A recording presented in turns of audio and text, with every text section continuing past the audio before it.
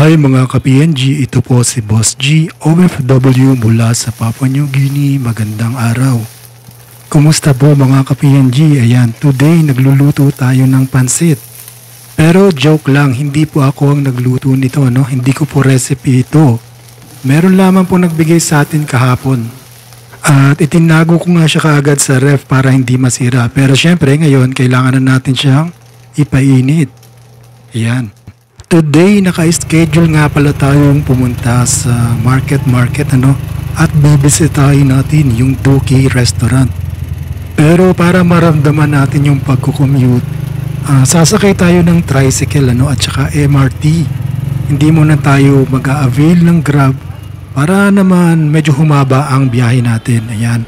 At nandito na nga kami sa MRT nakapila para bumili ng card. At ito na, nasa loob na kami at papunta na doon sa MRT na malapit sa EDSA.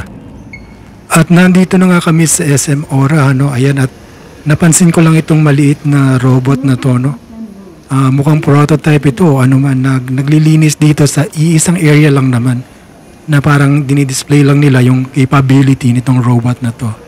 Nakakatawa siyang tingnan, para siyang yung mga binibentang robot sa Lazada. Natapos din yung paglilibot natin sa SM Ora. Ayan, naisipan na namin lumipat sa Market Mall. Malapit lang yun dito, mga ilang lakaran lang. At ayan nga, lalakarin na natin para makatipid tayo sa pamasahe kaysa mag-taxi pa tayo. At sa wakas, nandito na rin tayo sa pakay natin sa Market. Ito nga yung Duki Restaurant na kung saan buffet siya, magbabayad ka per head.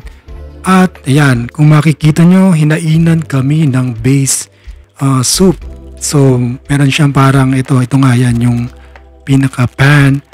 At maglalagay sila ng soup and then bibigyan kanila ng mga rekado, And it's up to you kung ano pa man ang gusto mong pick upin dito sa buffet. At ako nga nag-ikot-ikot at tinignan ko, ayan, meron tayong nakita rito na glazed chicken at fried chicken.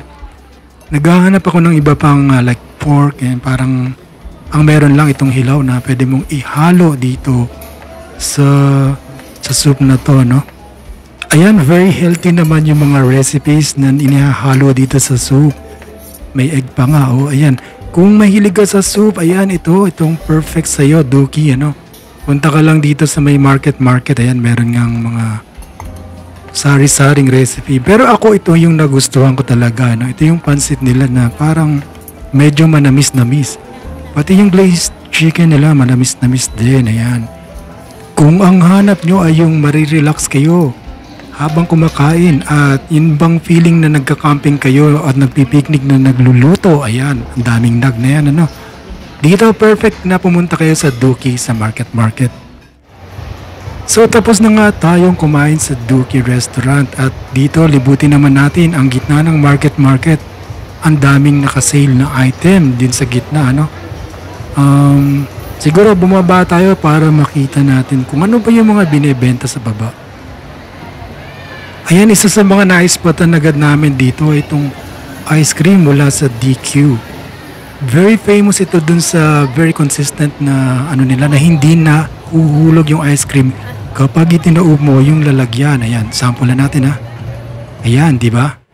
So tapos na nga kami dito sa aming paglilibot ngayong araw at sasakay ulit tayo ng MRT pabalik sa ating inuupahang bahay. Sana hindi puno itong paparating na train na to, Ayan, sana kasi pagka puno ito, siksikan o di kaya baka hindi kami makasakay. Nakita nyo naman ang dami ng tao.